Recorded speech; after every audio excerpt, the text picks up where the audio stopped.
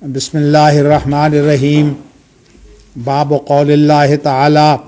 ان اللہ یمسک السماوات والارض ان تزولا۔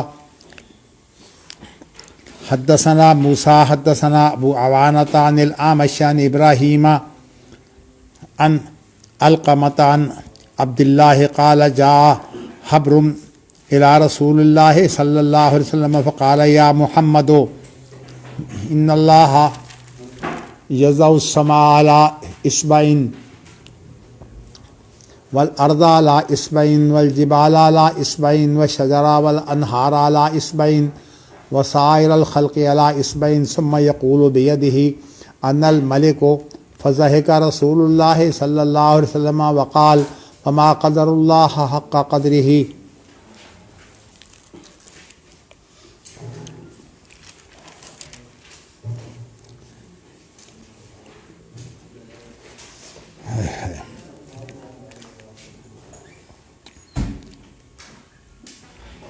عبداللہ بن مسعود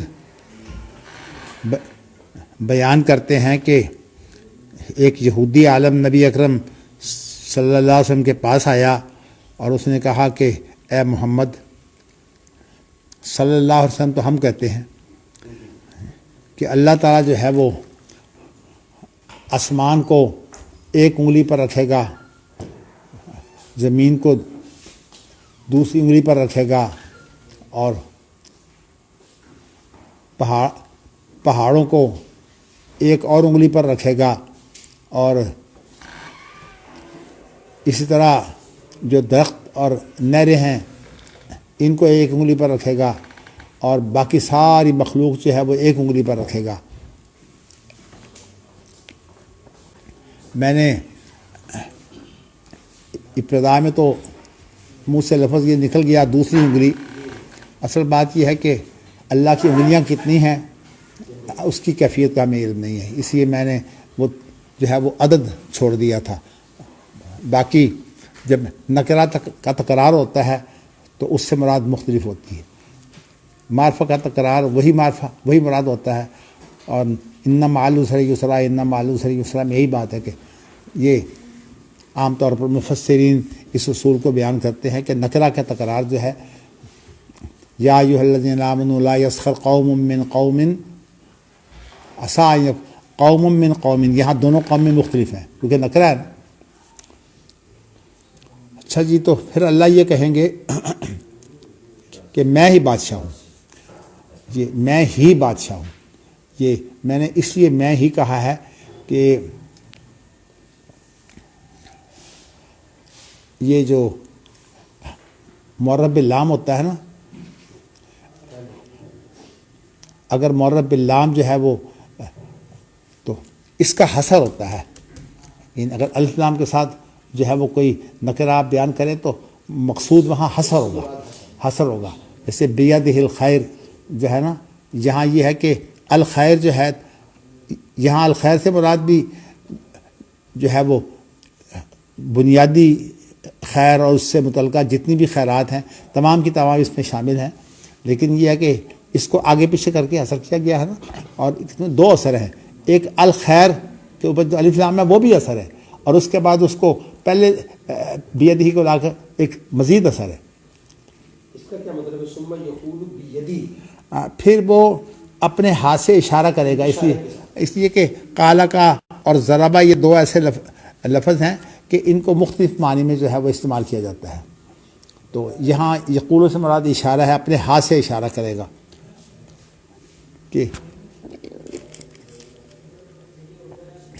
کہ میں ہی بادشاہ ہوں۔ جی، مقصد یہ ہے کہ بادشاہی صرف اللہ کے لیے ہے، اور کسی کی بادشاہی ہے کوئی نہیں۔ جیسے تعریفیں تو ہم اوروں کی بھی کر دیتے ہیں، لیکن الحمدللہ رب العالمین نے بتا دیا کہ کسی اور کی کوئی تعریف حقیقی نہیں ہے، یہ اللہ کے واسطے سے ہے کہ اللہ کسی کو کوئی چیز دے دیتا ہے تو ہم اس کی تعریفیں کرنے لگ جاتے ہیں، لیکن حقیقت میں کسی کی کوئی تعریف نہیں، کوئی تعریف کے قابل نہیں ہے، حتیٰ کہ کوئی آدمی اللہ کا شکر ادا نہیں کر سکتا، اس لیے کہ جس ہمت، طاقت یا وسائل سے اس نے اللہ کا شکر ادا کرنا ہے وہ بھی تو اسی کے دیے ہوئے ہیں۔ تو فضح کا رسول اللہ، تو نبی اکرم صلی اللہ علیہ وسلم نے جب یہودی عالم کے منہ سے یہ بات سنی تو آپ ہنس پڑے، یعنی خوش بھی ہوئے، اور ہنس کر آپ نے کہا ما قدر اللہ حق قدرہ، کہ اللہ تعالیٰ کی کتنی بڑی عظمت ہے اور اللہ کی قدرت اور طاقت کتنی زیادہ ہے، لوگ اس کا لیکن انہوں نے لوگ جو ہے اس کے مطابق اللہ کی قدر نہیں کر سکتے۔ تو مقصد یہ ہے کہ اللہ کی جو اصل میں صفات ہے نا، ان کی کوئی انتہا جو ہے وہ ہم بیان نہیں کر سکتے، وہ اللہ ہی بیان کر سکتا ہے۔ جیسے کہ اللہم انی اعوذ برضاک من سخطک وبمعافاتک من عقوبتک واعوذ بک منک لا احصی ثناء علیک انت کما اثنیت علی نفسی۔ جب ایک چیز بہت زیادہ ہو تو پھر اس کے بعد دوسروں کی ہمتیں جو پست ہو جاتی ہیں۔ اس کا یہ مطلب بھی ہو سکتا ہے کہ چونکہ یہودیوں نے حضرت عزیر کو اللہ کا بیٹا بنا لیا اور شرک شروع کر دیا، تو اس کی طرف نبی صلی اللہ علیہ وسلم نے اشارہ کیا ہو کہ یہ جانتے تو ہیں کہ اللہ اتنی قدرت والا، لیکن اس کی قدر نہیں کرتے۔ میں آپ کو بتاؤں کہ اس کے 20 معنی ہو سکتے ہیں، لیکن میرا عام طور پر معمول یہ ہے کہ میں ایک معنی جو حاصل معنی ہوتا ہے نا، اور جو میں سمجھتا ہوں کہ بجائے اس کے کہ ہم یہ بھی معنی ہے یہ بھی معنی ہے پھر ترجیح میں پڑ جائیں تو وہ ایک الجھاؤ کا باعث ہوتی ہے، تو اس لیے میں تو راجے معنی ہوتا ہے اس کو لے لیتا ہوں۔ بلکہ مجھے خیال آ گیا، کل جو ہے وہ ایک مسئلہ پیدا ہوا تھا، تو میں نے اس کا جو کل معنی بیان کیا تھا، حقیقت یہ ہے کہ وہ میرے استاد مرحوم مولانا عبدالحق ہاشمی جو ہیں، انہوں نے جو کتاب التوحید کی شرح کی ہے اس کے اندر انہوں نے علماء کے حوالے سے وہ مفہوم بیان کیا تھا۔ تو میری کوشش تو یہی ہوتی ہے کہ جب کوئی جو ہے وہ ایسی چیز آئے تو میں کتابیں جو بھی میرے سامنے ہوتی ہے میں دیکھ لوں۔ تو چونکہ یہ ایک مشکل تھی، مشکل اصل میں جو ہے وہ یہ تھی کہ اس کے بارے میں جہنم کے لیے کیا اللہ نئی مخلوق پیدا کریں گے، اصل میں یہ الجھن جو تھی اس میں یہ موجود تھی۔ حالانکہ بخاری کی حدیثیں کتاب و تفسیر کے اندر بھی اور بھی بخاری کئی دفعہ یہ حدیثیں بیان کر چکے ہیں کہ اللہ جنت کے لیے جو ہے وہ نئی مخلوق پیدا کریں گے، جہنم کے لیے نئی مخلوق پیدا نہیں ہوگی، بلکہ اللہ اپنا قدم رکھیں گے تو جہنم جو ہے وہ قط قط کہہ کر سکڑ جائے گا۔ تو ایک بات مجھے اور یاد آ گئی کہ چونکہ احادیث سے اصل مقصود جو ہے وہ مراد ہوتی ہے، الفاظ کی اتنی اہمیت نہیں ہوتی، اگرچہ یہ الفاظ جو ہے وہ جب صحابہ نے بطور خبر بیان کیے ہیں تو نبی اکرم صلی اللہ علیہ وسلم کی زندگی کے بارے میں جو بھی وہ خبر دیتے ہیں وہ پھر صحابی چونکہ مدار بن جاتا ہے، اس لیے جو راوی ہیں وہ کوشش کرتے ہیں کہ وہی الفاظ جو ہے وہ روایت کے اندر باقی رہیں۔ تو اس اعتبار سے امام بخاری نے تو جا بجا الفاظ سے ہی جو ہے وہ حدیث کے الفاظ سے ثابت کیا ہے۔ جہاں تک قرآن کے الفاظ ہیں ان کی تو خیر کوئی بات ہی نہیں ہے، اس لیے کہ وہ الفاظ ہی اللہ کے ہیں، لیکن نبی اکرم صلی اللہ علیہ وسلم کی جو الفاظ ہیں میں اس کے بارے میں بتا چکا ہوں کہ آپ کو تمام انبیاء میں یہ امتیاز حاصل ہے کہ آپ جامع القرآن دیے گئے ہیں۔ تو میں نے کسی وقت جو ہے وہ بات کرتے ہوئے یہ لفظ کہا تھا کہ لفظ قدم تو موجود ہے، لیکن جب مجھے حدیثوں کا مطالعہ کرنے کا موقع ملا تو اس کے اندر لفظ رجل بھی آیا۔ تو اصل میں جو ہے وہ رجل کا اطلاق عام طور پر جو ہے وہ پیر سمیت پوری ٹانگ پر ہو جاتا ہے، تو اس لیے رجل کا لفظ جو ہے نا میں سمجھتا ہوں کہ یہ قدم ہی کا ترجمہ ہے، مراد قدم ہی ہے۔ تو اس لیے دیکھیں حدیثوں میں لفظ رجل بھی آیا ہے۔ تو اس لیے ایک تو بات یہ ہے، دوسری بات کل ترجمہ کرتے ہوئے چونکہ میں نے خلاصہ ہی بیان کر دیا تھا، تو ایک روایت کے اندر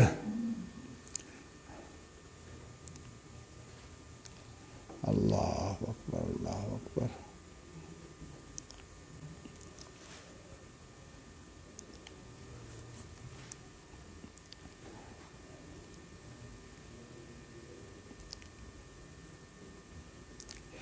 یہاں سند کے اندر ہاں یہ لفظ آیا تھا یعقوب. یہ جو ان رحمۃ اللہ قریب من المحسنین کی جو دوسری حدیث ہے نا، اس کے اندر سند کے اندر آیا تھا یعقوب، حدثنا یعقوب. تو اس کے بعد یہ تھا حدثنا ابی، کہ یعقوب کہتے ہیں کہ میں نے اپنے باپ سے یہ بات سنی ہے، یعنی میرے باپ نے یہ بات سنائی ہے. تو یعقوب کے باپ کا نام ابراہیم ہے. چونکہ اس دور میں اور خاص طور پر اللہ تعالیٰ نے جب یہ کام لینا تھا تو لوگوں کو جو ہے وہ اتنی اعلیٰ حافظ دیے ہوئے تھے کہ اب امام بخاری کے لیے یہ چیزیں بڑی آسان ہیں کہ وہ پیچھے جو ہے وہ جو چیزیں آتی ہیں پھر بار بار ان کو دہراتے نہیں ہیں. چونکہ یعقوب بن ابراہیم کا ذکر پیچھے کئی دفعہ آ چکا ہے، اس لیے امام بخاری نے جو ہے وہ یعقوب بن ابراہیم سند میں ضرورت نہیں سمجھی، اور اسی پر جو ہے وہ اکتفا کر لیا کہ پیچھے چونکہ ذکر آ چکا ہے. اور ویسے بھی آج کل آپ دیکھیے کہ آج سے 1200 سال پہلے امام بخاری آئے ہیں، اور انہوں نے تحقیق کے وہ طریقے جو خاص طور پر اب جو ایڈٹ کرنے کا جو فن ہے وہ کہلاتے ہیں، انہوں نے جو طریقے اختیار کیے ہیں وہ آج تک جو ہے وہ ریسرچ کے طریقوں میں جو ہے وہ معیاری ترین طریقے سمجھے جاتے ہیں. اور اس کے اندر یہ ہے کہ جب بھی کوئی تھیسس لکھا جاتا ہے تو اس کے اندر جو پہلا حوالہ ہوتا ہے وہ کامل دیا جاتا ہے، اور اس کے بعد جو ہے وہ جب بار بار اس کا ذکر آتا ہے تو کامل حوالے کی ضرورت نہیں ہوتی. تو یہ امام بخاری کا ہی اصول ہے کہ جب دیکھیے یعقوب کا ذکر پہلے بھی آ چکا ہے، اب یہاں باپ کا نام بھی نہیں دیا لیکن یہ کہہ دیا میں کہ ہمیں جو ہے یہ میرے باپ نے حدیث سنائی تھی. تو وہ سمجھا یہی جاتا ہے کہ سب کو پتہ ہے، لیکن آج ہماری صورتحال جو ہے وہ یادداشت کی وہ نہیں ہے، ہمارے لیے مشکلیں پیدا ہو جاتی ہیں. اسی طرح دیکھو نہیں، اب تبری نے اس دور کے لوگ جو ہیں وہ حدیثیں جو ہیں وہ ضعیف بھی لے آتے تھے، اس لیے کہ ضعیف حدیث کے اندر بھی بہت سی باتیں ایسی ہوتی ہیں جو مانن صحیح ہوتی ہیں. تو ضعیف تو اس لیے کہا جاتا ہے کہ وہ اپنی سند کے اعتبار سے ثابت نہیں ہے، لیکن ویسے مانن صحیح ہوتی ہیں. بلکہ ملا علی قاری نے تو جو موضوع حدیثیں ہیں ان پر مستقل کتاب لکھ دی ہے، وہی جس موضوعات کبیر جسے کہتے ہیں الاسرار المرفوعہ فی الحادیث الموضوعہ. تو اب یہ جو ہے ملا علی قاری نے یہ بتایا ہے کہ جو حدیثیں بنائی جاتی ہیں ان کے اندر بھی جو ہے وہ اللہ کے رسول کی جو باتیں ہیں وہ موجود ہوتی ہیں، یعنی مانن موجود ہوتی ہیں. تو اسی طرح یہ ایک بہت بڑا موضوع ہے جو میں سمجھتا ہوں آج اس پر کام کرنے کی ضرورت ہے، کیونکہ شیخ البانی کی تحریک کے نتیجے میں ایک انتہا یہ پیدا ہوئی ہے کہ لوگ جو ہے وہ رجال کی کتابیں پکڑ کر جو ہے وہ حدیثوں پر دھڑا دھڑ جو ہے وہ حکم لگانے لگ گئے ہیں. نہ تو انہیں تحمل و ادا کی باریکیوں کا پتہ ہے، اور اسی طرح ضعیف حدیث کے جو ہیں وہ کیا فوائد ہیں، اور ضعیف حدیث جو ہے وہ کیسے حسن لغیر ہی بنتی ہے، ان طریقوں سے بھی وہ واقف نہیں ہے. تو اب دیکھیے نا، احمد بن حنبل جو ہیں جو بہت بڑے یہ مطلب ہے محدثین میں سے ہیں جنہیں حافظۃ المحدثین میں شمار کیا جاتا ہے، انہوں نے قسمیں دو کی ہیں، صحیح اور ضعیف. اور چونکہ حسن کے اندر ضبط کامل نہیں ہوتا، اس لیے انہوں نے حسن کو جو ہے وہ ضعیف میں شامل کیا ہے. اب حسن لذاتے ہی بھی ضعیف ہے ان کے نزدیک، اور حسن لغیرہ بھی. اس کا ایک مطلب ہے بڑا اہم، اس کا مطلب یہ ہے کہ اصل جو بنیاد ہے وہ صحیح حدیث کو بنانا چاہیے، نہ حسن کو بنانا چاہیے. اور حسن لغیرہ تو پھر اس سے بھی نچلا درجہ ہے نا. حسن لغیرہ تو وہ ہوتی ہے کہ ضعیف حدیثیں جو ہیں مل ملا کے جو ہے بسا، لیکن اس کے لیے جو کیا اصول ہے، کیا شروط ہے، وہ ہمارے سامنے رہنے چاہیے. اور میں آپ کو اسی یہ بیان کرتا رہتا ہوں تاکہ آپ کو یاد ہو جائیں. امام احمد بن حنبل نے 4 اصول جو ہیں وہ بیان کیے ہیں. ایک تو یہ ہے کہ اس کا اصل قرآن سے ثابت ہو اور یا صحیح حدیث سے ثابت ہو، ضعیف حدیث کو لینے کے لیے. اور دوسری بات یہ ہے کہ ذوف شدید نہ ہو. ذوف شدید اس کو بولتے ہیں کہ راوی وضاع یا متروک یہ ذوف کے شدید ترین درجے ہیں، اس درجے کا راوی نہ ہو تو اس کے تیسری شرط پھر یہ ہے کہ اس کے طرق کئی ہوں، اور چوتھی شرط اس کے لیے یہ ہے کہ اسے اگر لیا جائے تو بطور احتیاط لیا جائے کہ اس کا مفہوم جو ہے وہ اہمیت رکھتا ہے، لیکن شرط یہ ہے کہ وہ صحیح حدیثوں کے خلاف نہ ہو، اس لیے کہا نا کہ اس کی تائید صحیح، اس کا اصل جو ہے وہ کسی صحیح حدیث میں ہو، تو اس کے اندر لفظ ہیں کہ اسے بطور احتیاط لیا جائے، عقیدہ نہ رکھا جائے اس پر۔ کتنی اہم بات ہے کہ ساری شرطوں کے باوجود اس پر عقیدہ اسی نہیں رکھ سکتے کہ عقیدہ کی جو بنیاد ہے نا وہ بہت پختہ ہونی چاہیے، تو اسی لیے بعض لوگوں نے تو خیر انکار حدیث کا ایک بہانہ بنا لیا نا کہ عقیدہ جو ہے وہ صرف متواتر حدیث سے ثابت ہوتا ہے، خبر روایت سے نہیں ہوتا، یہ حل رائے عام طور پر حنفی یہی کام کرتے ہیں، لیکن یہ بات درست نہیں ہے، اس لیے کہ خبر واحد جب اس کے ساتھ قرائن مل جاتے ہیں تو وہ پھر ایک اعلیٰ معیار کی خبر واحد ہو جاتی ہے، جسے فقہ کی اصطلاح میں تو مشہور کہا جا سکتا ہے۔ مشہور کی اصطلاح جو ہے یہ فن حدیث کی نہیں ہے، یہ اصل میں فقہ کی اصطلاح ہے کہ ایک حدیث جو ہے اس کے جب تائید مل جاتی ہے مطابقت کی صورت میں، شواہد کی صورت میں، تو یہ ذرا بند کر دیں، تو اس حدیث کو جو ہے وہ پھر مان لیا جاتا ہے۔ لیکن آپ کو بتاؤں کہ ہمارے ہاں علم کی کمی کی وجہ سے میں آپ کو بتا دیتا ہوں، بار بار نام لینے کی ضرورت نہیں ہے کہ ہمارے جو حدیث کا ذوق رکھنے والے ہیں وہ اس معاملے میں بہت الجھے ہوئے ہیں، جیسے کہ میں آپ کو بتایا کرتا ہوں کہ جو غرباء حدیث کے جو بزرگ تھے، جہاں سے یہ تنظیم شروع ہوئی ہے، مولانا عبد الوہاب صدری، ویسے تو وہ جھنگ کے تھے لیکن وہ دہلی کے اندر جو ان کی درسگاہ تھی وہ صدر بازار میں تھی، تو اس لیے ان کو مولانا عبد الوہاب صدری کہتے ہیں، تو بلکہ ان کو ملتانی کہتے ہیں اس لیے کہ ایک وقت تھا جب جنگ ضلع ملتان میں ہوتا تھا۔ تو اب انہوں نے جو چیزیں بیان کی ہیں وہ یہ بیان کی ہیں کہ سیاستہ کی ساری حدیثیں قابل عمل ہیں، تو اس لیے اب یہ اصول ہے یہ محدثین کا کوئی نہیں ہے، بلکہ ایک ہمارے ہاں ایک اور بھی جو ہے وہ ایک اصول جو ہے وہ ہمارے حدیث میں پایا جاتا ہے، یہ سارے فتنے حدیث کے ہیں، وہ یہ پایا جاتا ہے کہ جس کے مخالف صحیح حدیث کوئی نہ ہو وہ ضعیف حدیث معتبر ہے۔ حالانکہ یہ بات درست نہیں ہے کہ بھئی اس کے مخالف نہ ہو، جب وہ خود مطلب صحیح طریقوں سے ثابت نہیں ہے تو آپ کیسے کہیں گے کہ اس کے مخالف اب صحیح حدیث کوئی نہیں ہے تو وہ معتبر ہے۔ اب ان اصولوں کی بنا پر جو ہے وہ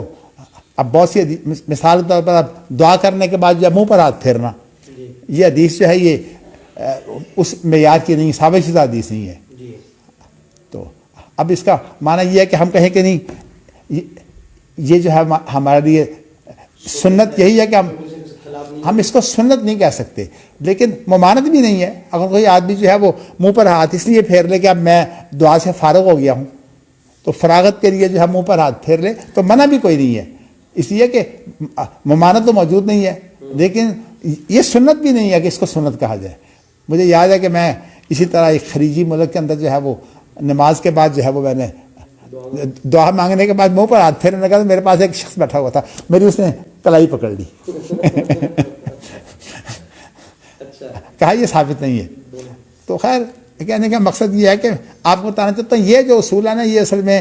ہمارے ان حدیثوں کے ہیں جن کے اندر جو ہے پختگی نہیں ہے، جیسے کہ اب سیاستہ کی، بھائی سیاستہ کے پر تو سیاستہ میں خود اختلاف ہے، سیاستہ میں موطا دارمی شامل ہے کہ نہیں، کوئی دارمی کو شامل کرتا ہے، کوئی موطا کو شامل کرتا ہے، کوئی ابن ماجہ کو شامل کرتا ہے۔ اچھا ابن ماجہ جو ہے دارمی اور موطا صحت کے اعتبار سے اس سے بہتر ہے، لیکن اصل بات جو ہے وہ ابن ماجہ کو دیا گیا ہے۔ ابن ماجہ مانوی اعتبار سے اس کے اندر ایسی حدیثیں موجود ہیں جو اور کتابوں میں موجود نہیں ہیں، مثلا لیکن یہ بھی تو کہتے ہیں کہ ابن ماجہ کی ہر وہ روایت جو منفرد ہو ابن ماجہ وہ ضعیفی ہوتی ہے۔ نہیں وہ اصل میں آپ کو بتاؤں گا کہ وہ معلول کے لیے بات ہے، ابھی معلول کی بات میں کروں گا، میں وہاں آپ سے یہ بھی آپ نے کیا بیان کیا ہے؟ کہتے ہیں کہ جس حدیث میں ابن ماجہ منفرد ہو جی وہ اکثر ضعیفی ہوتی ہے۔ نہیں یہ تو خیر ایسے باتیں ہیں نا، اندازے ہیں، حتمی تو بات نہیں ہے، اصول تو کوئی نہیں ہے نا، لیکن ایک بات میں آپ کو بتانا چاہتا ہوں، مثال کے طور پر مجھے اس بات کی تلاش شروع ہوئی کہ 4 رکعتوں میں، پہلی رکعتوں میں جو ہے وہ سورۃ فاتحہ کے ساتھ کوئی اور قرآن مجید کی تلاوت بھی ہے، دوسری 2 رکعتوں میں جو ہے وہ قرآن کی تلاوت نہیں ہے، صرف فاتحہ ہے. یہ ہے کہاں یہ حدیث؟ اچھا، چونکہ میرا مزاج شروع سے یہ تھا، میں ایسی چیزیں جو ہے وہ تلاش کرتا تھا، جا کر مجھے اگر ملی تو ابن ماجہ میں ملی. وہ کیا؟ ابن ماجہ میں یہ ہے کہ یہ آپ فرضوں میں صرف سورۃ فاتحہ پڑھیں گے. اچھا، نوافل میں نہیں، نوافل میں اگر آپ 4 رکعتیں اکٹھی پڑھتے ہیں تو 4 رکعتوں میں جو ہے وہ سورۃ فاتحہ بھی اونچی پڑھیں گے اور ساتھ اس کے جو تلاوت ہے قرآن مجید کی وہ بھی اونچی ہوگی. تو میں آپ کو بتانا چاہتا ہوں کہ ابن ماجہ کی یہ خوبی ہے جس کی وجہ سے اسے سیاستہ میں شامل کیا گیا ہے کہ معنوی طور پر وہ حدیثیں جو ہیں وہ اکثر حسن لغیر ہی بن جاتی ہیں. طریقہ کار جی، تو اصل میں محدثانہ فن جو ہے نا، اس کی مہارت جو ہے وہ اس وقت پیدا ہو سکتی ہے جب امام بخاری کو جو ہے نا وہ اس طرح پڑھا جائے جیسے کم از کم ہم جو ہے وہ بخاری کو پڑھ رہے ہیں، جن کو یہ خیال ہوگا ہمیں بخاری ختم کرنی ہے، وہ کیا گہرائی میں جائیں گے، وقت ہی نہیں ان کے پاس ہوتا. تو یہی وجہ ہے کہ ہمارے ہاں، بلکہ اہل حدیثوں میں تو غنیمت ہے نا، پھر بھی سیاستہ پڑھ لیتے ہیں، اور تو پڑھتے ہی نہیں، وہ تو ایک سال میں جو ہے وہ صرف مرور ہی ہوتا ہے، اور چند ایک مسائل جو ان کے فرقہ وارانہ امتیازی مسائل ہیں اس کے اوپر وہ جو ہے وہ، جیسے میں نے آپ کو بتایا تھا کہ جامعہ حنفیہ میں مولانا رسول خان رحمۃ اللہ علیہ نے 3 دن صرف اسفر بالفجر پر جو ہے وہ لگائے تھے. اب بتائیے کہ 9 کتابوں میں اگر ایک اسفر بالفجر، حالانکہ یہ مسئلہ جو ہے یہ بہتر افسریت کا مسئلہ ہے، اس کے اوپر 3 دن لگائے جاتے ہیں، تو یہ 9 کتابیں کیسے ختم ہوں گی؟ تو اس لیے کوئی ختم نہیں کرتا. اچھا، وہ تو ویسے ہی 9 کتابیں مرور کی صورت میں گزار دیتے ہیں، اور جو ہمارے اہل حدیث ہیں وہ بھی صورتحال ایسے ہی ہے کہ طلبہ کمزور ہوتے ہیں، ان کو ترجمہ تک نہیں آتا، لیکن استاد نے ترجمہ بھی نہیں کرنا. اور ہمیں یاد ہے کہ اگرچہ حافظ اللہ محدث روپڑی کا انداز بالکل اور تھا، وہ بات چھوڑتے نہیں تھے. یعنی ہم نے جب بخاری پڑھی ہے تو صرف بخاری پڑھتے تھے 7 گھنٹے. ہم صبح بیٹھتے کوئی 7-8 بجے، اس کے بعد مغرب تک ہماری بخاری ہوتی. اس کے باوجود جو ہے وہ ہمیں یاد ہے کہ بہت ساری حدیثیں ایسی تھیں جن کی تشریح نہیں ہوئی. وہ پھر بعد میں اللہ تعالیٰ نے توفیق دی کہ جب میں نے بخاری پڑھائی تو اس وقت جو ہے وہ پھر میں نے ان کی تحقیق کی، چونکہ میرا مزاج ہی ایسا تھا کہ تحقیق کے بغیر میں آگے بڑھتا ہی نہیں ہوں. لیکن صورتحال آج یہی ہے کہ جو بخاری پڑھانے والے ہیں وہ کہنے کو تو شیخ الحدیث بن جاتے ہیں بخاری پڑھا کر، لیکن انہیں بخاری کا پتہ ہی کچھ نہیں ہوتا کہ بخاری ہے کیا. چلیے، یہ باتیں تو بعد میں آتی رہیں گی. اب میں آپ کو یہ بتانا چاہتا ہوں کہ اس حدیث کے اندر جو اشکال پیدا ہوا ہے، ایک تو بات یہ ہے کہ امام بخاری اس حدیث کو کئی دفعہ لا چکے ہیں، جن میں سے ایک کتاب التفسیر بھی ہے، اور وہاں امام بخاری نے یہی ذکر کیا ہے کہ جنت کے لیے مخلوق نہیں پیدا کی جائے گی، جہنم کے لیے نہیں. دوسری بات یہ ہے کہ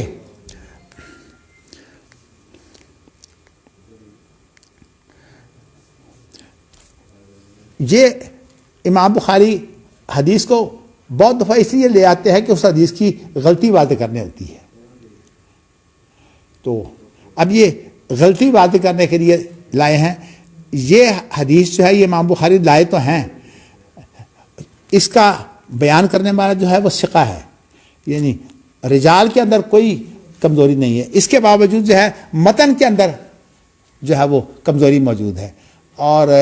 یہ جو کمزوری، پوشیدہ کمزوری جو ہوتی ہے نا، اس کو فن حدیث کی اصطلاح میں علت کہا جاتا ہے. تو علت کی جو ہے وہ جو صورتیں ہیں کئی، ان میں سے ایک صورت یہ ہے کہ حدیث کے اندر بسا اوقات جو ہے وہ قلب واقع ہو جاتا ہے. یعنی ایک بات جو ہے وہ کسی اور چیز کے بارے میں ہے، اور وہ جو ہے وہ کسی اور چیز کے بارے میں جو ہے وہ ذکر ہو جاتی ہے. اس کو بولتے ہیں قلب. اس کی ویسے بھی آسان سی مثال تو بڑی مشہور ہے کہ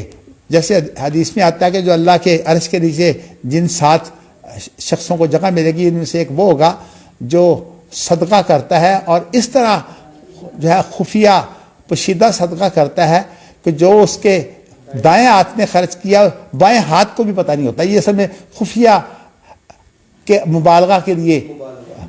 لیکن بعض حدیثوں میں یہ ہے کہ جو بائیں ہاتھ خرچ کرتا ہے وہ دائیں کو پتہ نہیں ہوتا. یہ قلب کی مثال عام طور پر یہ دی جاتی ہے. یہاں جو ہے وہ اصل میں یہی علت اس حدیث میں موجود ہے. ویسے ہر اعتبار سے معیاری ہے، لیکن علت یہ ہے کہ اس کے اندر قلب واقع ہوا ہے. قلب اس طرح سے واقع ہوا ہے کہ جو بات جنت کے لیے کہنی تھی وہ جہنم کے لیے بیان ہو گئی. تو اس اعتبار سے جو ہے وہ اس حدیث کے اندر قلب واقع ہوا ہے. تو امام بخاری دراصل اس روایت کو لے کر آئے ہیں یہ چیز بیان کرنے کے لیے کہ یہاں قلب واقع ہوا ہے. اس لیے کہ علت کو پہچاننے کا جو مشہور طریقہ ہے وہ یہ ہے کہ اس کے طرق اکٹھے کیے جائیں. اور عام طور پر طرق ان کو بولا جاتا ہے جس میں صحابی ایک ہو اور اس کی پھر بعد میں روایات جو ہیں ان کو طرق بولا جاتا ہے. لیکن اس کے لیے عام طور پر جب صحابی بدل جائے تو اس کو شواہد کہتے ہیں. تو شواہد کو بھی جو ہے وہ دیکھا جاتا ہے، یعنی علت کو پہچاننے کے لیے شواہد بھی جو ہے وہ اس میں کام آتے ہیں. تو اس طرح سے اگر آپ معنی دیکھیے، یعنی مانن جو بخاری کی روایتیں گزر چکی ہیں اور ان کے اندر جو ہے اس چیز کا بیان ہو چکا ہے کہ یہ جو کام ہے یہ اللہ جنت کے لیے کریں گے، جہنم کے لیے نہیں کریں گے. اور یہ جو جملہ نا یہ بھی بتا رہا ہے کہ یہاں وہ یہ ہے کہ ان اللہ لا یظلم من خلقہ احدا. حالانکہ اس جملے کا جو اصل تعلق ہے وہ جہنم سے ہے، لیکن یہاں جو ہے وہ جنت کے ساتھ ذکر ہوا ہے. تو یہاں قلب واقع ہوا ہے. چونکہ حدیث ویسے میں نے آپ کو بتایا ہوتی ہی مراد ہے، تو یہاں نبی اکرم صلی اللہ علیہ وسلم نے جو چیز بیان کی ہے اس کے بیان کے اندر راویوں نے جو ہے وہ سے جو غلطی ہوئی ہے، غلطی متن کی ہے. باقی سند کے اعتبار سے جو ہے وہ حدیث بہت معیاری ہے. تو بلکہ امام بخاری جو ہے وہ اس کی مطابقت کے لیے وہ حمام کی جو ہے وہ معلق روایت بھی لے آئے ہیں جس میں یہ ہے کہ قتادہ نے تحدیث کی جو ہے وہ کے ساتھ جو ہے وہ انس سے روایت کی ہے تاکہ قتادہ کا جو مدلس ہونا ہے وہ بھی حارج نہ ہو. تو یعنی اس حدیث کو تقویت دینے کے باوجود اس کے اندر جو قلب واقع ہوا ہے یہ وہ علت ہے کہ امام بخاری نے اشارہ کس طرح کیا. اس لیے کہ امام بخاری کا طریقہ یہ ہے کہ جب بھی کوئی چیز لاتے ہیں نا تو اس کے جو باقی جو روایتیں ہیں ان کو مد نظر رکھتے ہیں. اسی لیے عنوان جب باندھا ہوتا ہے تو نیچے جو متن ہوتا ہے اس کے اندر اس چیز کا ذکر صحیح نہیں ہوتا، لیکن اس کی جو دیگر روایات ہیں اس کے اندر وہ چیز موجود ہوتی ہے. تو یہ بھی امام بخاری کے طریقوں میں سے جو ہے وہ ایک طریقہ ہے. تو یہاں امام بخاری اس حدیث کو جو ہے وہ غلطی واضح کرنے کے لیے لائے ہیں. کیا مطلب کہ اس حدیث کے اندر قلب واقع ہوا ہے، اور قلب کیا ہے کہ جو چیزیں جنت کے متعلق تھیں وہ جہنم کے لیے آ گئی ہیں. لیکن اس کے باوجود میں نے آپ کو بتایا نا کہ اپنے استاد محترم کی جو بات ہے انہوں نے جو ہے وہ اس چیز کو بیان کیا چونکہ وہ بڑے محدث تھے. اس لیے میں نے غلیمان کی جو کتاب التوحید ہے اس کا تقابل جب کیا اپنا مولانا عبدالحق ہاشمی صاحب کی شرح سے تو یہ بات مولانا عبدالحق ہاشمی کی شرح میں مجھے ملی کہ وہ کہتے ہیں کہ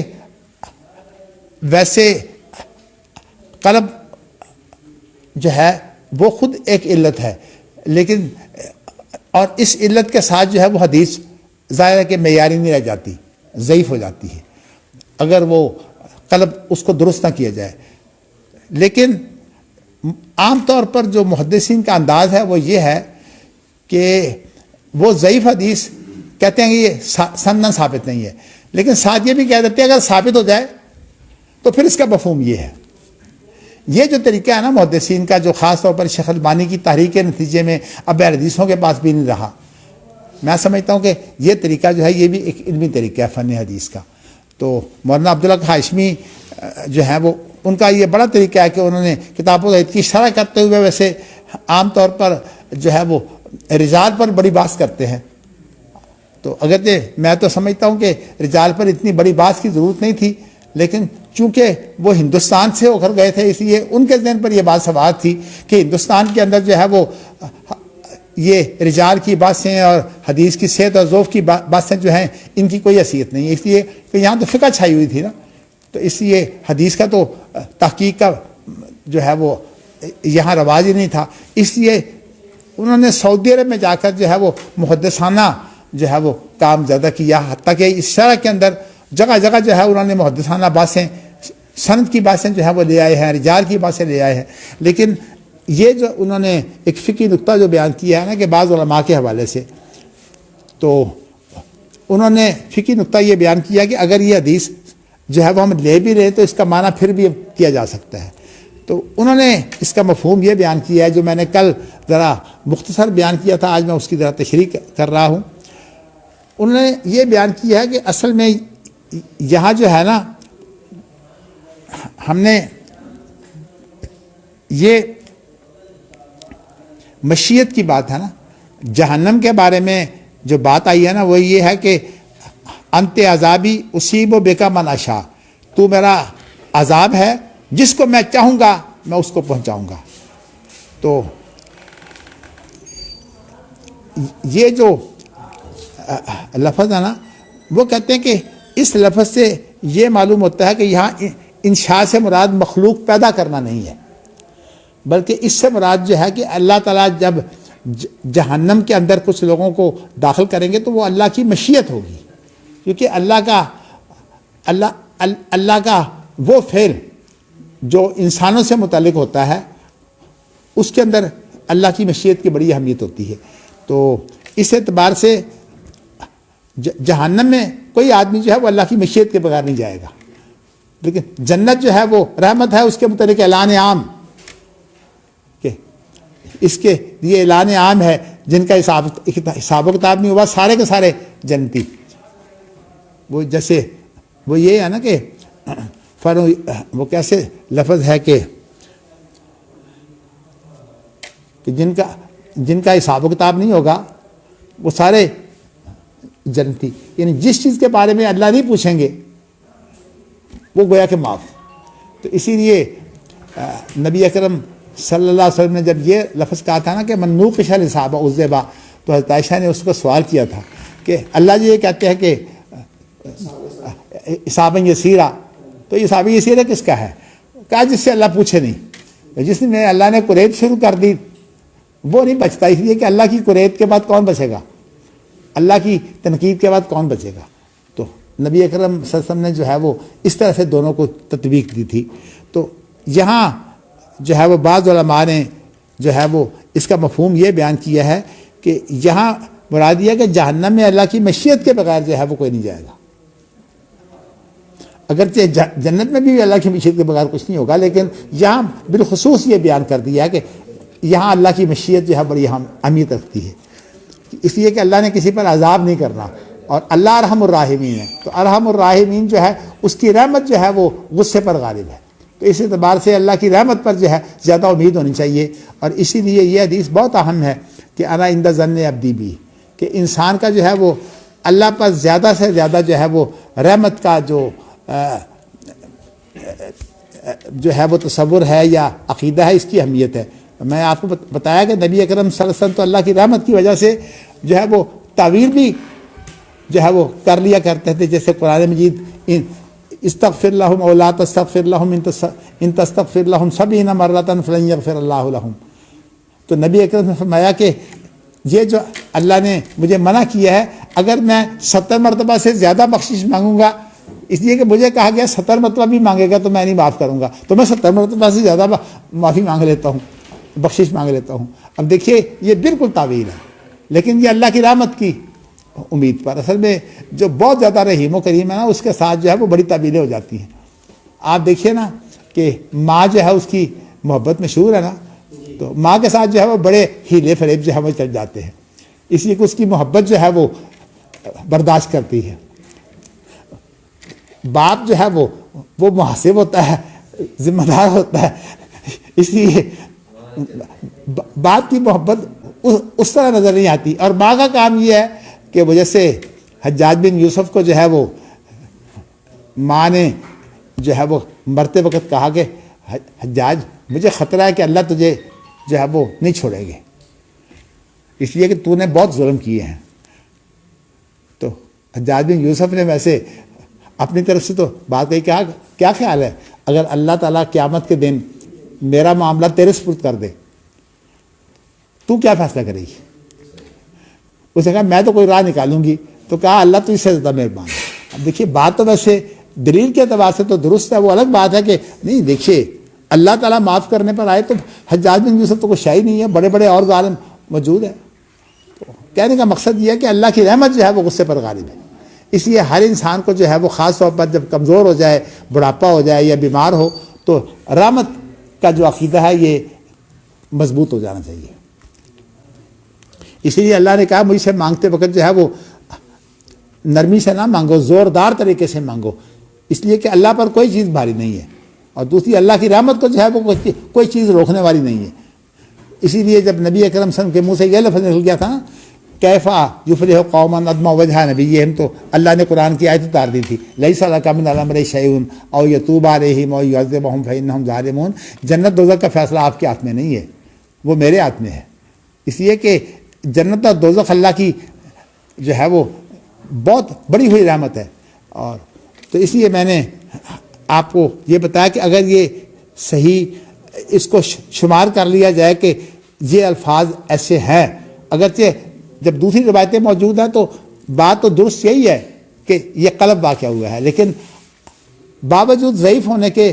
جیسے کہ وہ ملا علی قاری کا انداز ہے نا کہ انہوں نے تو موضوع حدیثوں کے اندر جو ہے وہ اسرار مرفوعہ ڈھونڈ لیے ہیں، تو اگر آپ جو ہے اس کا معنی کرنا چاہیں تو یہ معنی اگر کر لیں گے تو پھر اس کا مفہوم جو ہے وہ درست ہو جائے گا۔ یہ بعض علماء کے حوالے سے مولانا عبدالحق ہاشمی نے یہ بیان کیا ہے کہ اس سے مراد اصل میں انشاء سے مراد مخلوق کی پیدائش نہیں ہے، بلکہ یہاں مراد یہ ہے کہ جہنم کے اندر جب لوگوں کو جو ہے وہ داخل کیا جائے گا تو وہ اللہ تعالیٰ کی مشیت اس میں جو ہے وہ اللہ کی مشیت ہوگی۔ اس لیے انہوں نے کہا کہ جہنم کے اندر داخلے کی جو ابتدا ہے وہ اللہ کی مشیت سے ہوگی۔ تو اس اعتبار سے جو ہے وہ انہوں نے کہا کہ اگر یہ حدیث جو ہے وہ اس کو مان بھی دیا جائے تو اس کا مفہوم یوں درست بنتا ہے۔ وہ محدثین کا انداز میں آپ کو بتا چکا ہوں کہ وہ یہی ہے کہ ضعیف حدیث کو بھی جو ہے وہ مانن اگر جو ہے وہ ثابت کرنے کی کوشش کرتے ہیں، تاکہ جس حدیث کی نسبت نہیں مل سکا کتابیں میں کیا لکھوں گا۔ پارسوت اللہ سے اچھی امید یہی ہے کہ اللہ تعالیٰ مجھے صحت اور زندگی سے رکھے تو شاید یہ کام ہو جائے۔ ابھی پہلا کام تو میں آپ کو بتا چکا ہوں کہ میرے سامنے یہی ہے کہ جو اہل حدیث کا جو طریقہ اجتہاد ہے، جس کا بہترین نمونہ جو ہے وہ امام بخاری نے پیش کیا ہے، اس کو جو ہے وہ آپ کے سامنے رکھوں۔ تدریس کی صورت میں کوشش کر رہا ہوں، تو باقی اللہ مجھے توفیق دے تو اللہ کے لیے تو کوئی مشکل نہیں ہے۔ چلیے ایک بات تو یہ ہو گئی۔ دوسری بات یہ ہے کہ یہ جو باب ہے نا ان اللہ یمسک السماوات والارض ان تزولا، اس باب کو جو ہے وہ امام بخاری دے آئے ہیں رحمت کے بعد۔ اس کا رحمت سے کیا تعلق ہے؟ اس کا رحمت سے تعلق یہ ہے کہ یہ جو اللہ تعالیٰ نے آسمان کو تھام رکھا ہے نا، کہ اگر اس کو اللہ نہ تھامے تو یہ زمین پر گر جائے، یہ اللہ کی بہت بڑی رحمت ہے۔ حقیقت یہ ہے کہ جو انسان گناہ جس طرح کرتے ہیں نا، قریب ہے کہ یہ آسمان جو ہے یہ ان پر گر پڑے اور سارے کے سارے کچلے جائیں۔ جیسے طائف کے موقع پر جو ہے وہ جو فرشتہ آیا تھا نا پہاڑوں کا، اس نے کہا تھا کہ یہ پہاڑ جو ہے ان کو ملا دوں تاکہ سارے کچلے جائیں۔ تو اسی طرح جو ہے وہ اللہ کی یہ رحمت ہے کہ اللہ تعالیٰ نے بغیر ستونوں کے آسمان کو جو ہے وہ ہمارے اوپر کھڑا کیا ہوا ہے۔ اصل میں یہ بھی رحمت کا ایک پہلو ہے۔ تو یہ امساک جو ہے یہ بھی جو ہے وہ اللہ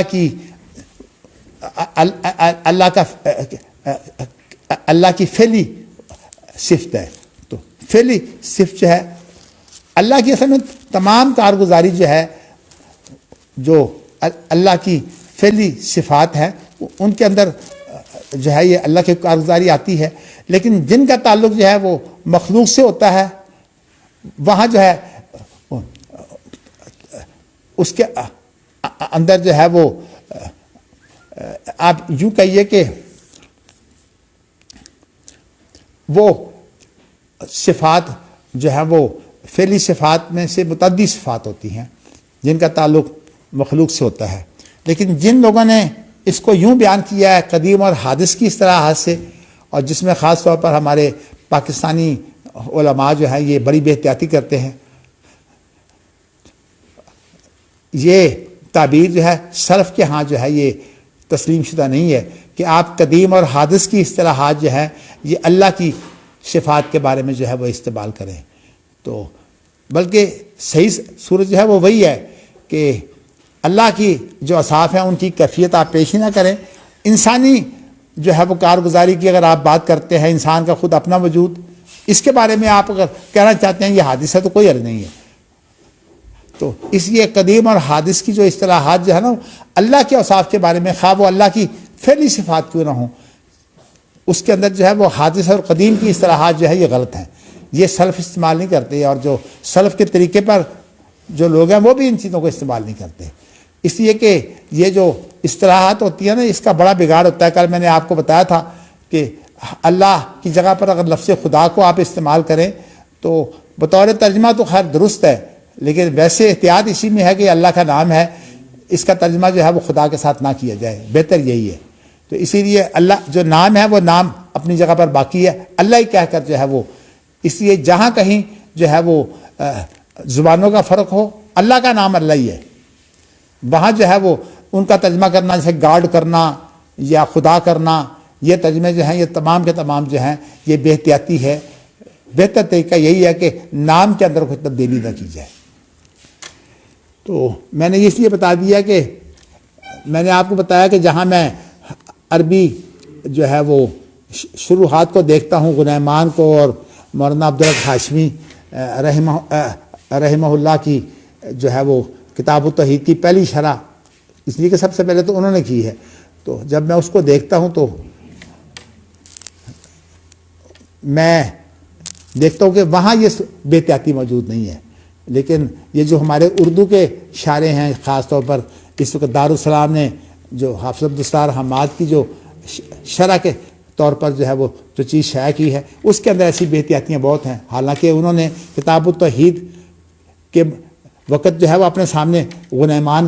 کی شرح جو ہے وہ رکھی ہوئی ہے اور اس کا بہت مطالعہ کرتے ہیں، لیکن وہ جو اصل میں بنیادی تعلیم جو ہے نا اس کے اندر جو کمی بیشی ہوتی ہے نا، وہ پھر ہمارے ہندوستانی علماء کے اندر وہ چیز پیدا نہیں ہوتی، تو اس وجہ سے جو ہے وہ جگہ جگہ جو ہے وہ تعبیر میں ایسے الفاظ لکھ جاتے ہیں۔ ویسے تو میرا مزاج عام طور پر یہ ہے کہ میں کوئی چیز جو دیکھتا ہوں تو کچی پینسل سے جو ہے وہ نشان لگا دیتا ہوں، اور اس کے باہر جو ہے وہ جہاں میں کہیں سوالیہ نشان ڈال دوں، کمانا یہ ہوتا ہے کہ یہ چیز جو ہے یہ قابل غور ہے۔ یہ میرا عام طور پر انداز ہے، سب ہر وقت نہیں لگاتا، لیکن جب سکون میں ہوں تو ایسے نشان بھی لگا دیا کرتا ہوں۔ تو اللہ تعالیٰ توفیق دے، اگر کہیں ملاقات ہوئی حافظ عبدالستار سے تو انہیں کہوں گا کہ یہ چیزیں جو ہے میں نے نشان لگائی ہوئی ہیں ان پر غور کر لیں۔ چلیے جی اب آگے ہم چلتے ہیں۔ اب اگلی حدیث جو ہے وہ کیا ہے؟ باب ما جاء فی تخلیق السماوات والارض وغیرہا من الخلائق، کہ آسمانوں اور زمین اور جو وغیرہا بھی ہوگا، بعض نسخے میں خیال میں شاید وغیرہما بھی ہو، اس لیے کہ آسمان زمین کو جو ہے وہ وغیرہما بھی بعض جگہ، تو وغیر من الخلائق یعنی آسمان اور زمین جو ہیں ان کے علاوہ جو مخلوق ہے، اصل میں آسمان زمین جو ہے یہ اللہ کی بہت عظیم مخلوق ہے، اس لیے ان کا تو اہتمام سے ذکر ہو جاتا ہے، اور جو اس کے علاوہ جو مخلوق ہے وہ اللہ کے لیے جو ہے وہ یعنی مطلب ہے ان سے کمتر ہے، یعنی ان کی اہمیت بہت زیادہ ہے آسمان اور زمین کی، اس لیے کہ آسمان اور زمین کے آپس میں جو ہے وہ ایک تعلق کی بنیاد پر جو ہے جتنی پھر اس کے بعد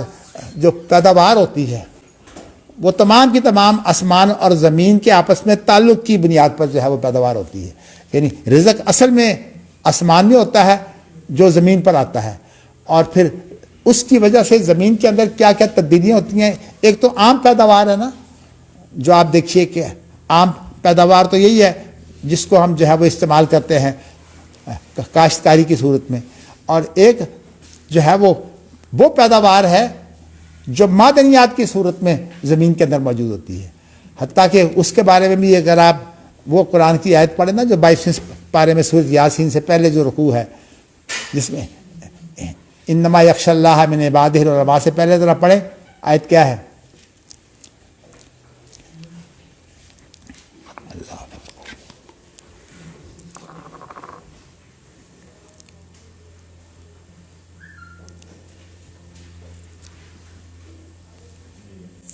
ہاں جی پڑھیے. سورہ فاطر کا آخری رکوع. ہاں بھائی، ان اللہ عالم غیب السماوات والارض انہ علیم بذات الصدور هو الذی جعلکم خلائف فی الارض فمن کفر فعلیہ کفرہ ولا یزید الکافرین کفرهم عند ربهم الا مقتا ولا یزید الکافرین کفرهم الا خسارا. قل ارأیتم شرکاءکم الذین تدعون نہیں انما یخشی اللہ من عبادہ العلماء جو ہے یہ اس سے ایک رکوع پہلے ہے میرے خیال میں، اس سے پہلے جو آیت تھا وہ پڑھیے. انزل من السماء ماء ثم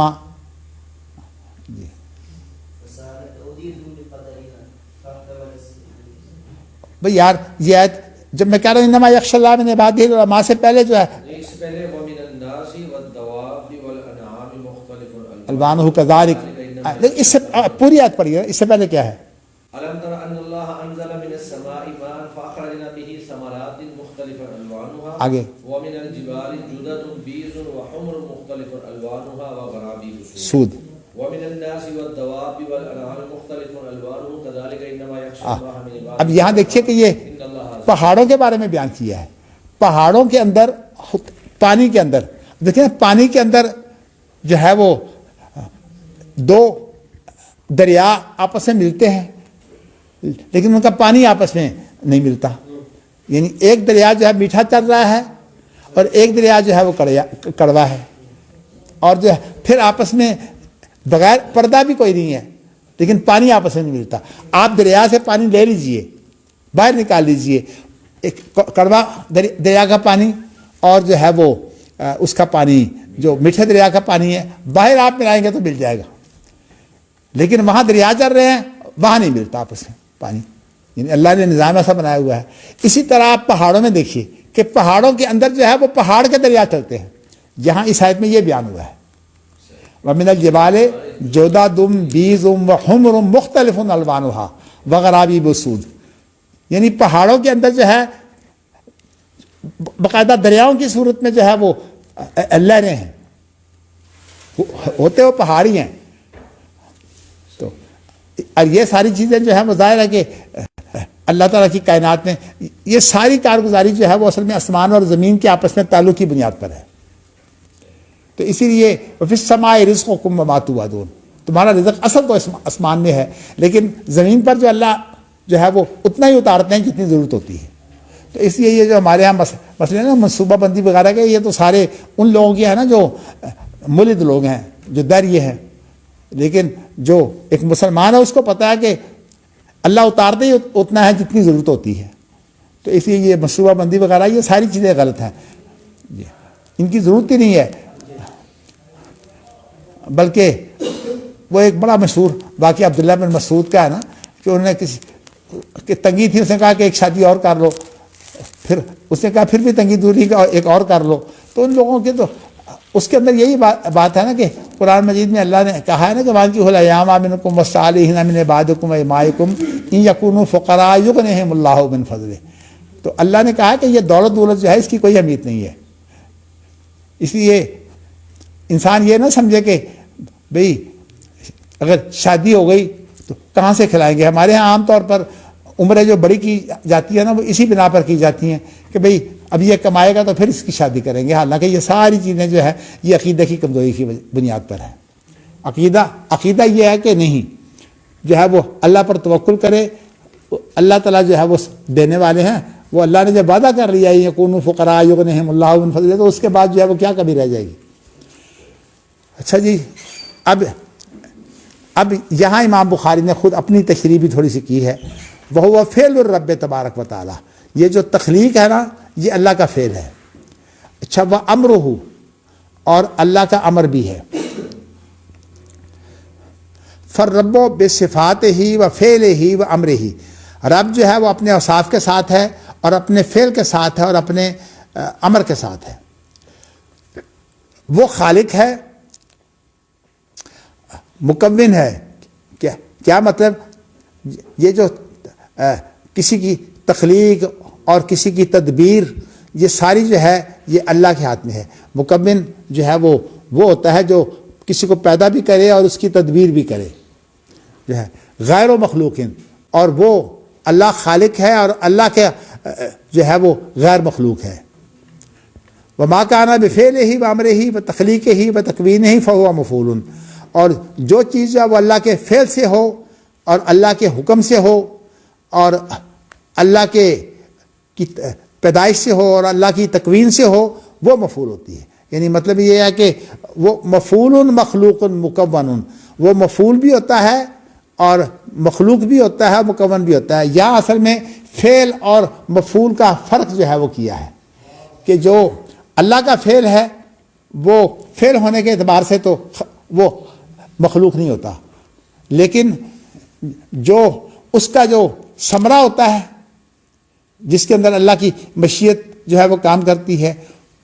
وہ جو ہے وہ مفعول ہوتا ہے اور وہ مخلوق بھی ہوتا ہے. یہ جو بات ہے نا یہ بڑی نازک ہے. اس کی مزید انشاءاللہ تعالی کچھ تشریح میں اس وقت کروں گا جب کلام کی بات آئے گی نا کہ قرآن مجید کے بارے میں یہ باریکیاں ہیں.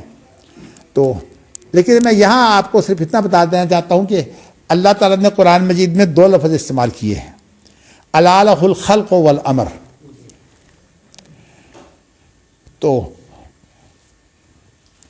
اس کے لیے ان ربکم اللہ الذی، پڑھیے قاری صاحب، ان ربکم اللہ الذی خلق السماوات، 8ویں پارے کا جو آخری پاؤ ہے، ان ربکم اللہ الذی خلق السماوات والارض فی ستۃ ایام ثم استوى علی العرش یغشی اللیل النہار یطلبہ حثیثا والشمس والقمر والنجوم مسخرات بامرہ الا لہ الخلق والامر. یہاں جو ہے وہ خلق اور امر کا فرق کیا ہے میں یہ چاہتا ہوں کہ یہ آپ کے سامنے رکھ دوں. ایک تو اللہ کی تخلیق ہوتی ہے، تو تخلیق اس مخلوق کے اندر جو ہے پہلے تو اس کی تخلیق کے پیچھے بھی جو ہے وہ ایک امر موجود ہے. انما امرہ اذا اراد شیئا ان یقول لہ کن فیکون. اس کے پیچھے بھی کن کا لفظ، لیکن کن کے بعد اس کی جو ہے وہ تخلیق کی تفصیلات کیا ہیں وہ ہمیں پتہ نہیں ہوتا. آپ دیکھیے نا اللہ نے بیان کر دیا ہے کہ ویسے تو آسمان زمین کی پیدائش جو ہے وہ کلمہ کن سے ہوئی ہے، لیکن کلمہ کن کے ساتھ جو ہے وہ اب اللہ کی تدبیر میں یہ ہے کہ ایک چیز جو ہے وہ فوراً ہو جائے اور ایک چیز جو ہے وہ ایک وقت پہ. اللہ نے آسمان زمین کو 6 دنوں میں پیدا کیا ہے. یہ کلمہ کن کے باوجود جو ہے وہ اللہ تعالیٰ ہر چیز کے بارے میں ایک اندازہ بھی رکھتے ہیں. اللہ نے ہر چیز کو اندازے سے پیدا کیا ہے. اب آسمان زمین کے لیے 6 دن ہے، اور یہاں دن سے مراد بھی جو ہے اس لیے کہ یہ جو ہمارے دن ہیں یہ تو آسمان زمین کے بعد پیدا ہوئے ہیں. وہ ایک ایام سے مراد وہ کارگزاری کا ایک وقت ہے، اس لیے کہ وقت جو ہوتا ہے وہ صرف کارگزاری کا اندازہ کرنے کے لیے، یعنی وقت کا کام جو ہے یہ ایک اندازہ کرنے کے لیے جو ہے وہ وقت ہوتا ہے. تو یہاں دنوں سے مراد جو ہے وہ ایک اندازے کے دن ہیں. اور ویسے آپ کو یہ بتاؤں کہ جو دنوں کا اندازہ ہے وہ اللہ نے مختلف کاموں کے لیے مختلف رکھا ہوا ہے. جیسے کہ اس دنیا کے اندر ہمارا جو دن ہے یہ تو 24 گھنٹے کا ہے، اور خود دنیا کے اندر بعض علاقوں میں جو ہے وہ دن رات کا جو آپس میں فرق ہے وہ پہلے بھی بیان کر چکا ہوں. اس کے علاوہ جو ہے وہ اس زمین کے اندر جو دنوں کا حساب ہے وہ اپنا ہے. اس کے علاوہ جو دیگر سیارے ہیں ان کے اندر دنوں کا حساب اپنا ہے. ابھی تک ہم جو ہے وہ اس کے بارے میں تو ہم کچھ تحقیقات کر چکے ہیں. جو اس کو سائنس نے جو تحقیقات کی ہیں اس کے اندر یہ ہے کہ چاند کا دن جو ہے وہ 30 دن کا ہوتا ہے. چاند کے اوپر جو دن ہے وہ 30 دن کا ہوتا ہے. اور جو عطارد ہے جس کو مرکری کہتے ہیں اس کا جو دن ہے وہ 88 دنوں کا ہوتا ہے. تو یہ جو ہے یہ سائنسی تحقیقات ہے. تو لیکن قرآن مجید کے اندر جو ایک آیت ہے نا وہ اس دور میں تو نہیں سمجھی گئی، اس لیے کہ اس دور میں سائنس بھی بہت ابتدائی سطح پر تھی اور یہ تجرباتی چیزیں جو ہیں ان سے بھی بہت کچھ تعلق ہوتا ہے واقعات کا. تو اس لیے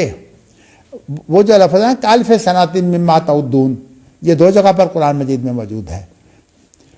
ایک یہاں بھی ہے اور ایک سورۃ سجدہ الف لام میم سجدہ میں بھی ہے. اس کے نہیں وہ تو سارا سائر وہ مارج میں ہے. لیکن یہ جو الفا سنا ہے یہ 2 جگہ پر ہے. ایک دفعہ سورۃ سجدہ میں ہے اور ایک جگہ جو ہے وہ سورۃ کالف صنعت مما تعدون یہ اس کے اندر ہے. نہیں سجدہ کے علاوہ یہ جو سورت ہے نا کہ الف صنعت مما تعدون یہ غالباً سورت اعراف ہے. آپ یہ دیکھیے کہ یہ جو ہے نا یا ایھا الناس ہو یہ 17ویں سپارے کی جو آخری 4 رکوع ہیں سورت حج کے اندر ہے کالف صنعت مما تعدون کالف صنعت مما تعدون یہاں 1000 سال کا دن آیا ہے. اور یہاں جو الفاظ ہیں نا اس کے اندر الیہ یصعد الکلم الطیب والعمل الصالح یرفعہ اس سے پہلے کیا الفاظ ہیں وہاں بھی یہ ہے 1000 سال کے اندر نکالیے 1000 سال ہے وہاں بھی.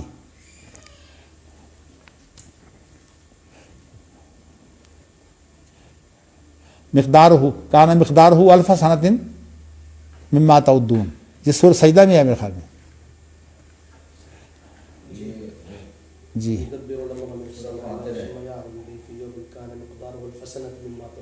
ہاں جی یہ سورۃ سجدہ ہے نا سورۃ سجدہ ہے. اب یہاں جو ہے وہ ایک نقطہ جو جدید سائنس کے مطالعے کے بعد جو ہے وہ حاصل ہوتا ہے وہ یہ حاصل ہوتا ہے کہ اس کے متعلق یہ ایک نقطہ بیان کیا جاتا ہے کہ اللہ تعالیٰ جب کوئی منصوبہ جو ہے وہ بناتے ہیں نا تو اس کا اتار چڑھاؤ جو ہے وہ 1000 سال پر مشتمل ہوتا ہے. یہ جو معاشروں کے اندر جو تبدیلیاں آتی ہیں تہذیبی تبدیلیاں جو آتی ہیں یہ اللہ تعالیٰ کا منصوبہ جو ہے وہ 1000 سال کا ہوتا ہے. کیا مطلب ہے کہ ہم تو جلد باز ہیں نا ہم تو کہتے ہیں کہ ابھی سزا مل جائے ابھی بدلہ مل جائے لیکن اللہ تعالیٰ جو ہے وہ صابر ہیں. تو اللہ کا منصوبہ جو ہے 1000 سال کا ہوتا ہے. تو 1000 سال کے منصوبے کے اندر جو ہے وہ اللہ تعالیٰ کی جو قدرت ہے نا اس کا ظہور ہوتا ہے. اس کے اندر تہذیبوں کے فرق معاشروں کے فرق ملکوں کے فرق یہ تمام کے تمام فروق جو ہیں وہ 1000 سال کے اندر ہوتے ہیں. اسی بنا پر جو ہے وہ احمد سرہندی کو جو ہے وہ مجدد الف ثانی کہا جاتا ہے کہ 1000 سال ختم ہونے کے بعد جب دوسرا 1000 شروع ہوا ہے نا تو اس کی ابتدا میں آئے تھے. اس کے اعتبار سے انہیں کہا جاتا ہے مجدد الف ثانی. اگرچہ اس 1000 سال کے اندر بھی پھر قرن کی بات ہے کہ ہر قرن کے ایک سرے پر جو ہے وہ ایک مجدد آتا ہے. چلیے خیر وہ تو شیخ الاسلام جو ہے وہ یہ سارے اپنے بنے ہوئے شیخ الاسلام ہے نا کوئی بن گیا کوئی بن رہا ہے. بات یہ ہے کہ جن کی جو ہے وہ لوگ پیچھے لگتے ہیں ان کی مقبولیت ہو جاتی ہے وہ شیخ الاسلام اپنے آپ کو کرانی شروع کر دیتے ہیں. حالانکہ وہ میں کہتا ہوں شیخ الاسلام فساد کے ہیں. تو اس لیے طاہر القادری ہوں یا تقی عثمانی ہوں میں تو ان کو فساد کا شیخ الاسلام کہتا ہوں. یعنی انہوں نے جو اسلام کے اندر فساد پھیلایا ہے اس کے یہ شیخ ہیں. وہ تو خیر ویسے ہی جو ہے وہ شرک میں مبتلا ہے طاہر القادری، اور جو تقی عثمانی ہے وہ ہیرا پھیری کے امام ہیں، وہ شیخ الاسلام ہیرا پھیری کے ہیں. انہوں نے تمام سود کو جو ہے وہ جائز کر دیا. یہ اس سے بڑی ہیرا پھیری اور کیا ہوگی؟ تو اللہ تعالیٰ ہدایت دے. چلیے جی، اب بات جو ہے وہ میں نے آپ کو جو ہے وہ یہ بتایا ہے کہ امر سے مراد جو ہے یہ امر اللہ کا حکم ہوتا ہے، اور اللہ کا حکم جو ہے یہ باقاعدہ مخلوق کی تخلیق سے پہلے بھی ہوتا ہے، اور اس کے بعد پھر مخلوق کے اندر جو تدبیر ہوتی ہے اس سے بھی پہلے ہوتا ہے. تو مطلب یہ ہے کہ خود اللہ کا آسمان زمین کو پیدا کرنا اور اس کے اندر جو تدبیر ہے وہ یدبر الامر، وہ بھی جو ہے اس کے اندر بھی اللہ کا حکم ہوتا ہے. تو اللہ کا حکم جو ہے یہ چونکہ اللہ سے متعلق ہے، اس لیے جو یہ ہے یہ مخلوق نہیں ہوتا. اللہ کا حکم جو ہے وہ مخلوق نہیں ہوتا، یہ اللہ کا فعل ہے، لیکن فعل لازم ہے. امر جو ہے اس کا جو نتیجہ ہوتا ہے وہ مخلوق ہوتا ہے. تو امام بخاری نے یہاں یہ چیز بیان کی ہے، اس لیے بار بار لفظ فعل ہی امر ہی، یعنی امر کو الگ لائے ہیں کہ یہ اللہ کا فعل نہیں ہے، یہ اللہ کا وصف ہے، لیکن یہ فعلی وصف ہے. تو یہ میں نے آپ کو بات بتانی تھی. اب چلیے حدیث بھی پڑھ لیتے ہیں تاکہ یہ باب کم از کم پورا ہو جائے. تو حدثنا سعید بن ابی مریم اخبرنا محمد بن جعفر اخبرنی شریک بن عبداللہ بن ابی نمیر عن قریب عن ابن عباس قال بت فی بیت میمونۃ لیلۃ والنبی صلی اللہ علیہ وسلم عندها لانظر کیف صلاۃ رسول اللہ صلی اللہ علیہ وسلم فتحدث رسول اللہ مع اہلہ ساعۃ ثم رقد فلما كان ثلث الليل الاخير او بعضه قعد فنظر الى السماء فقرأ ان في خلق السماوات والارض ان في خلق السماوات والارض واختلاف الليل والنهار لآیات لأولی الالباب. یہ جو سورت جو آل عمران کی آخری رکوع جو ہے اس کی ایک آیت پڑھی. یہ تو بخاری کی روایت ہے، اور بعض بخاری کے علاوہ دیگر روایتوں میں یہ بھی ذکر آتا ہے کہ پورے کا پورا جو ہے وہ ان فی خلق السماوات سے لے کر آخر سورت تک پڑھا، لیکن بخاری کی روایت میں صرف ایک آیت ہی ہے. اچھا جی. ثم قام، پھر آپ کھڑے ہوئے، فتوضا واستنى ثم صلى 11 ركعة ثم اذن بلال بالصلاة فصلى ركعتين ثم خرج فصلى للناس الصبح. تو حدیث تو جو ہے وہ آپ ماشاءاللہ اہل علم ہیں، تو لیکن اس کا مفہوم میں بیان کر دیتا ہوں کہ ابن عباس نے اپنی خالہ میمونہ کے گھر میں رات اس لیے گزاری تاکہ نبی اکرم صلی اللہ علیہ وسلم کی جو ہے وہ عبادت دیکھیں. رات کی رات آپ کیسے گزارتے ہیں؟ اب دیکھیں جن لوگوں کو شوق ہوتا ہے وہ تو اس طرح گھروں سے اٹھ کر جو ہے وہ راتیں گزارتے ہیں. ماشاءاللہ ہمارے ہاں جو ہے وہ جمعرات کو کس طرح ہم بھاگتے ہیں کہ آج ہم نے درس نہیں سننا. یہ بھی گھر چلے جاتے ہیں، وہ بھی گھر چلے جاتے ہیں. تو اس لیے اگر علم کا شوق نہ ہو تو حال بھی یہ حدیث جو ہے نا علم اٹھے گا اس طرح کہ جو عالم ہیں وہ چلے جائیں گے، اور اس کے بعد جو ہے وہ رہ جائیں گے. وہ کیسے کہتے ہیں، وہ کہتے ہیں کہ کامل گئے، اکمل گئے، باقی ادھورے رہ گئے. نہیں، اس کے اندر وہ حافظ اسماعیل صاحب یہ شعر کرتے کامل نہیں، پہلے لفظ ہے نہیں، گل گئے گلشن گئے، باقی ہتورے رہ گئے. کامل گئے، اکمل گئے، باقی ادھورے رہ گئے. یہ عربی، یہ اردو میں تقریر کرتے کراچی میں، اور جو شعر وہ پنجابی کے پڑھتے. بڑا عجیب اس کا منظر ہوتا تھا، کیونکہ میں تو اکثر تقریروں میں ان کے ساتھ ہوتا تھا، اس لیے میں جو ہے بڑا اس وقت یادداشت بھی اچھی تھی. یہ ساری اس وقت کی یادیں ہیں، اب تو یادداشت متاثر ہو گئی، اب تو یہ چیزیں جو ہے وہ بھی بڑی مشکل سے یاد آتی ہیں. چلیے جی. تو میں نے آپ کو یہ بتایا کہ انہوں نے جب رات گزاری تو نبی اکرم صلی اللہ علیہ وسلم کی نماز کو دیکھنے کے لیے، تو نبی اکرم صلی اللہ علیہ وسلم نے جو ہے عشاء کی نماز کے بعد کچھ تھوڑی دیر تو میمونہ کے ساتھ جو ہے وہ باتیں کی. پھر اس کے بعد آپ بھی سو گئے، میمونہ بھی سو گئیں. اس کے بعد جب رات کا آخری تیسرا حصہ رہ گیا، وہ پورے کا پورا یا اس کا بعض حصہ جو ہے آپ جو ہے وہ بیٹھ گئے، مطلب اٹھ کر بیٹھ گئے، اور جب بیٹھے تو آپ نے آسمان کی طرف جو ہے وہ نظر اٹھائی۔ دعا میں تو آسمان کی طرف نظر اٹھانی جو ہے وہ آداب میں یہ چیز جو ہے وہ منع کی گئی ہے۔ نماز کے اندر آسمان کی طرف نظر نہیں اٹھائی جا سکتی، لیکن دعا کے اندر اٹھائی جا سکتی ہے۔ تو فنظر الی السماء، تو آپ نے جو ہے وہ آسمان کی طرف نظر کی، تو اس کے اندر جو ہے پھر آپ نے یہ آیت پڑھی۔ تو جن حدیثوں میں یہ ہے کہ آپ نے آخر تک پڑھا، اس کے اندر یہ ساری دعائیں، ربنا اننا سمعنا منادیا ینادی للایمان، پھر اس طرح ربنا آتنا وآتنا ما وعدتنا، یہ ساری جو دعائیں ہیں وہ موجود ہیں۔ اچھا جی، پھر آپ جو ہے وہ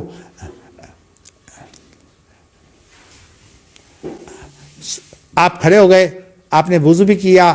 اور خاص طور پر دانتوں کو رگڑا۔ یہ جو ہے وہ سن دانت کو کہتے ہیں نا، تو وسطنا اسی سے ہے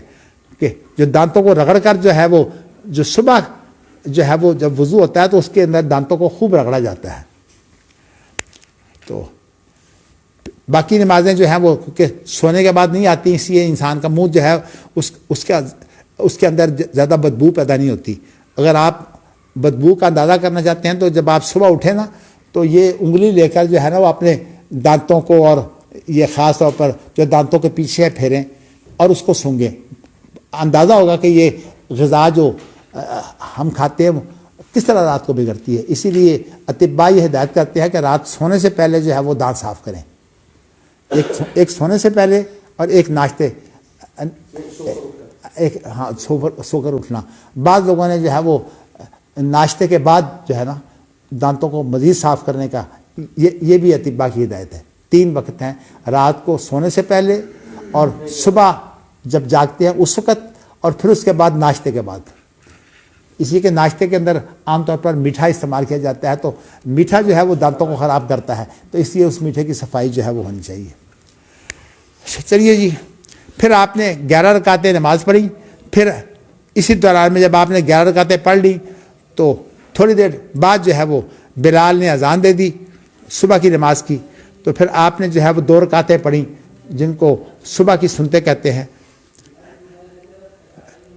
تو میں یہاں ایک مسئلہ جو ہے، جو میری جو اپنی تحقیق ہے، وہ یہ ہے کہ کیا یہ جو سنن راتبہ ہوتے ہیں، اس کے اندر استخارے کی دعا پڑھ کر اگر پڑھی جائے تو کیا استخارہ ہو جائے گا؟ ہو جائے گا؟ اب آپ بھی میری طرح ڈھیلے ہو گئے ہیں میرے بارے میں، جو ہے وہ آپ لوگوں کا خیال ہے کہ مدنی صاحب بہت ڈھیلے ہیں مسائل میں۔ حدیث کے الفاظ کی روح سے تو استخارہ ہو جائے گا۔ چلیے، اس کا مطلب یہ ہے کہ استخارے کے لیے الگ نماز پڑھنے کی ضرورت نہیں ہے، ان سنن راتبہ سے فتح اٹھایا جا سکتا ہے۔ چلیے جی، اس طرح اگر کوئی آدمی ظہر کی نماز سے پہلے آتا ہے اور سنتیں ادا کر دیتا ہے تو وہ تحیۃ المسجد بھی ساتھ شمار ہو جائے گی؟ تحیۃ المسجد ساتھ ہی داخل ہو جاتا ہے۔ داخل ہو جائے گا۔ تحیۃ المسجد تحیۃ الوضو بھی ہو جاتا ہے ساتھ، استخارہ بھی ہو گیا۔ استخارہ اگر آپ کرنا چاہتے ہیں استخارہ بھی ہو سکتا ہے۔ ہاں جی،